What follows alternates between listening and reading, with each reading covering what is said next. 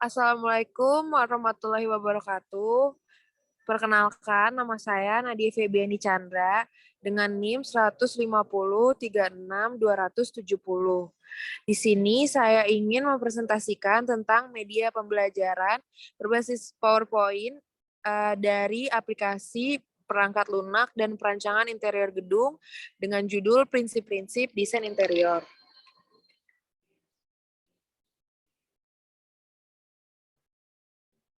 Sebelumnya, kompetensi dasar yang saya pilih adalah 3.3 memahami prinsip desain interior dan 4.3 menyajikan prinsip desain interior. Langsung aja kita masuk ke dalam materinya.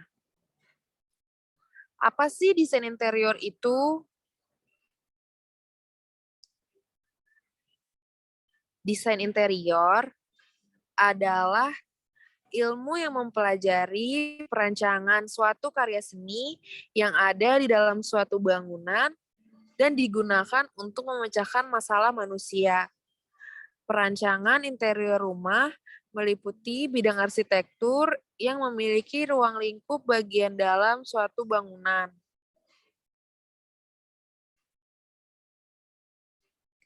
Nah, di dalam desain interior itu ada prinsip-prinsip dasarnya. Apa aja sih prinsip dasarnya itu?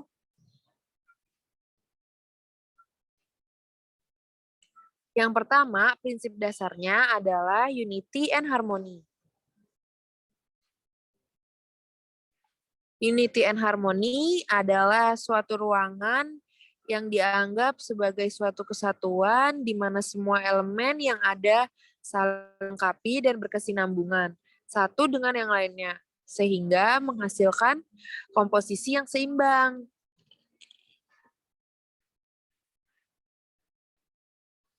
Ketika memulai sebuah desain, desainer interior perlu memikirkan rumah sebagai totalitas. Serangkaian ruang dihubungkan oleh ruang dan tangga. Oleh karena itu, tepat bahwa gaya umum dan tema berlaku untuk semua ruangan. Ini bukan untuk mengatakan bahwa semua elemen desain interior itu harus sama, tetapi mereka harus bekerja sama dan saling melengkapi satu sama lain untuk memperkuat seluruh komposisi.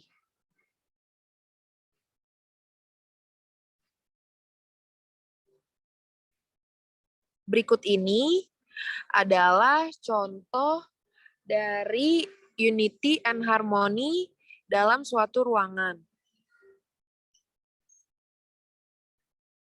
Selanjutnya, yang kedua ada keseimbangan atau balance. Keseimbangan ini berarti tidak berat sebelah, tidak terlalu condong ke sisi sebelah kanan atau kiri atau atas dan lain sebagainya. Aksen pun harus memiliki keseimbangan dengan lingkungan sekitarnya.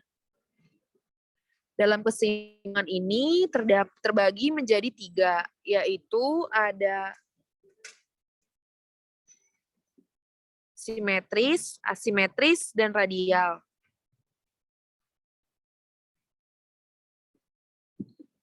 Yang pertama ada keseimbangan simetris.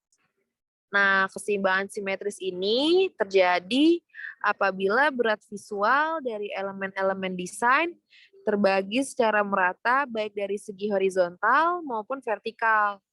Gaya ini mengandalkan keseimbangan berupa dua elemen yang mirip dari dua sisi yang berbeda. Kondisi pada keseimbangan simetris adalah gaya umum yang sering digunakan untuk mencapai suatu keseimbangan dalam desain. Berikut adalah keseimbangan simetris dalam suatu ruangan.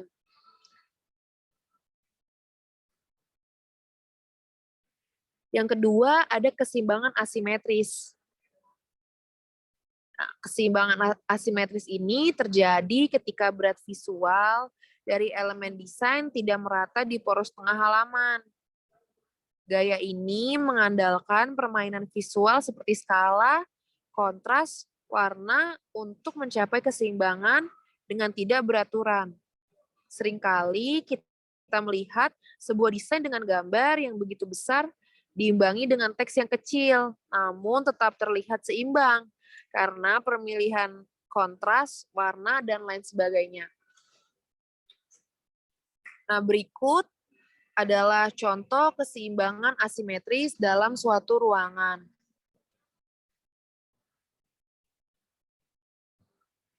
Selanjutnya, ada keseimbangan radial. Keseimbangan radial ini terjadi ketika semua elemen desain tersusun dan berpusat di tengah. Misalnya, tangga yang berbentuk spiral. Nah, di samping ini adalah contoh dari keseimbangan radial dalam suatu ruangan bangunan. Yang ketiga, ada focal point. Focal point ini adalah aksen yang menjadi daya tarik ruangan. Bisa satu atau lebih, tapi tidak semuanya. Misalnya, focal point pada ruangan adalah jendela yang besar yang ada di dalam ruangan, perapian, atau juga lukisan. Nah, berikut adalah contoh focal point dalam suatu ruangan. Yang keempat, ada ritme.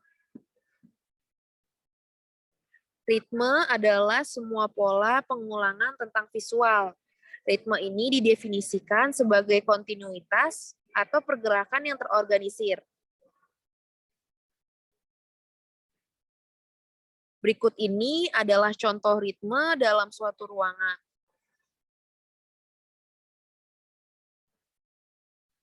Yang kelima, ada details. Details mulai dari pemilihan skalar, tata cahaya, letak pot bunga, dan lain sebagainya. Details biasanya tidak jelas, tetapi harus benar, sehingga meningkatkan nuansa keseluruhan ruangan. Di samping ini, ada contoh details dalam suatu ruangan.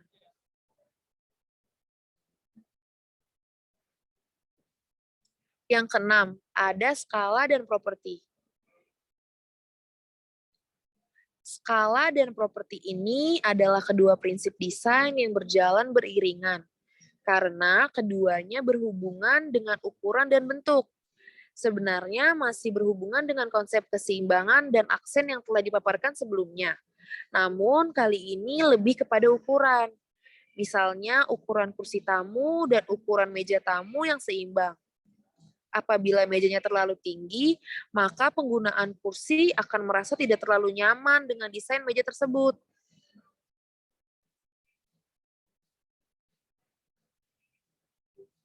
Berikut adalah contoh dari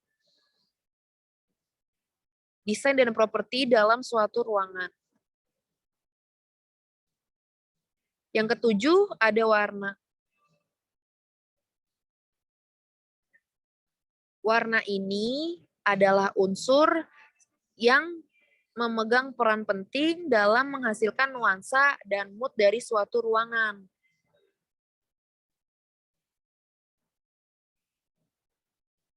Nah, berikut ini adalah contoh dari warna di dalam suatu ruangan. Oke, sekian materi dari saya. Semoga bermanfaat. Terima kasih. Wassalamualaikum warahmatullahi wabarakatuh.